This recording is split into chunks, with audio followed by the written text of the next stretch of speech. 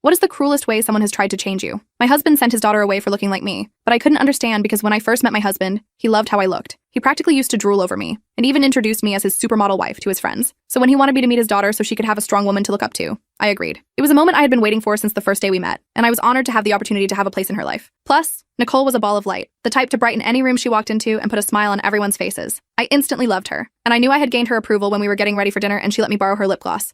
She was just 16, so she was at the age where she was really insecure about her body type. I'd often watch her scrolling through TikTok or Instagram, looking at girls she'd never be like because they're all at least 40% plastic. I tried to tell her this, and that's when she said something that changed our dynamic forever. "I just want to look like you," she blurted, seemingly out of nowhere. Tears came to my eyes. I was hit with a mix of rage and sadness, because one part of me just wanted her to see how beautiful she was, while another part was angry that she could even think that way about herself. Well, that's when my husband walked into the room. "You shouldn't think that way. Jane is too skinny, you're going to look like you have an ED. I froze. Our daughter Nicole just stared at him blankly. "So, you think I look like I have an ED? I said, a sadness filling my chest. And instead of apologizing or saying that wasn't what he meant, he just said, "Well, you make it look good, but no one else would." Good! So my body, when I'm perfectly healthy, makes an ED look good? Tears filled my eyes, but there was no way I'd let Nicole see me cry. So I just retreated to the living room and curled up into a ball. Suddenly, all the memories hit me at once. The middle school boys telling me to eat a burger. My family relatives pinching my skin and saying boys don't like thin girls. I thought it was all behind me, but it wasn't. After a few minutes, when my husband realized I was actually sad and not just looking for attention, he crawled onto the couch and sat beside me. But when he tried to hold my hand, I pulled away. "Baby, I'm sorry. You know I think you're beautiful." And maybe if this was our first incident surrounding my body type, it would have been fine. I could sweep it under the rug and call it a dumb mistake. But it wasn't. Far from it, actually. You see, a few months into marriage, my husband had asked me if I was planning on looking like this forever. When I asked what he meant, he said,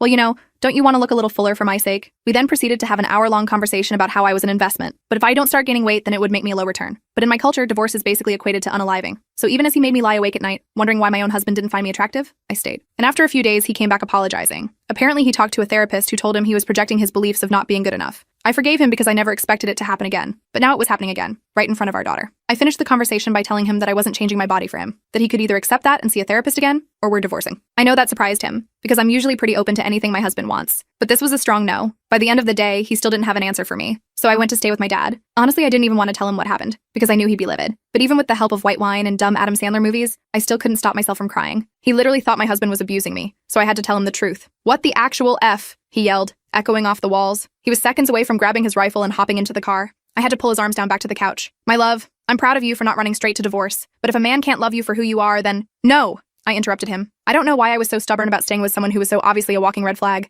but I fought tooth and nail for us. My dad just nodded and stroked my hair. "Well then, I hope you're okay with staying married to a walking dead man," he joked. That night, I got an Uber back home. My husband was still awake, teaching our daughter how to do geometry. I told him I was ready to work through things, and that idiot nodded. He even smiled. I was going to make him pay for how he made me feel, from the inside out. The rest of the full story is on my channel.